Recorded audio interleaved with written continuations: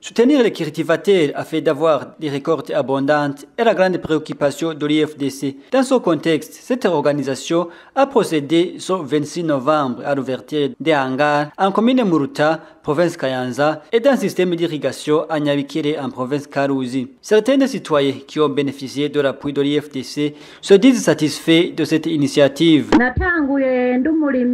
Je suis reconnaissante de l'accompagnement de l'IFDC.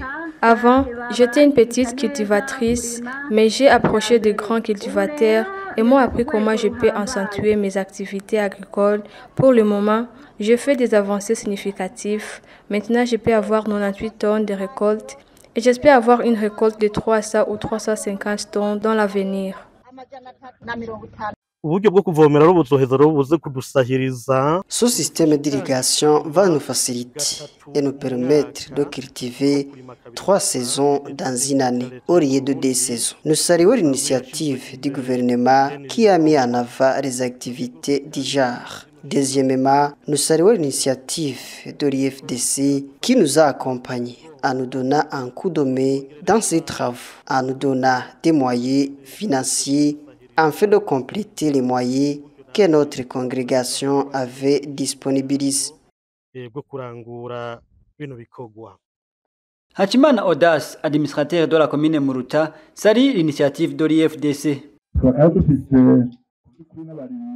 À vrai dire, nous avons des cultivateurs très courageux. Ils ont déjà fait un pas en avant. Ils méritent mieux. C'est pourquoi je lance un appel vibrant aux autres organisations de les soutenir afin qu'ils servent de bon exemple pour tous les agriculteurs d'autres communautés et ceux du pays en général.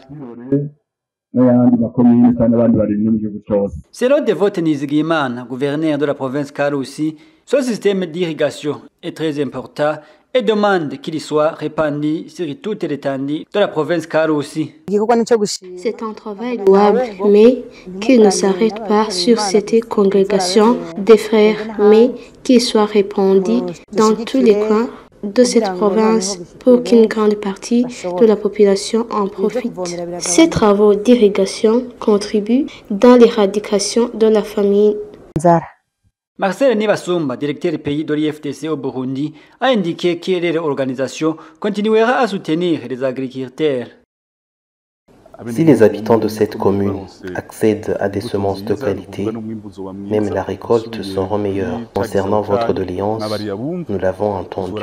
En collaboration avec nos agents provinciaux, nous allons choisir les bénéficiaires selon nos critères. Ted Inink, chef de la coopération dans l'ambassade des Pays-Bas au Burundi, a indiqué que son pays continuera à soutenir l'IFDC dans la réalisation des projets de développement. Grâce à l'engagement et à la persévérance de toutes les parties prenantes, nous pouvons affirmer que cette vision prend vie. Merci.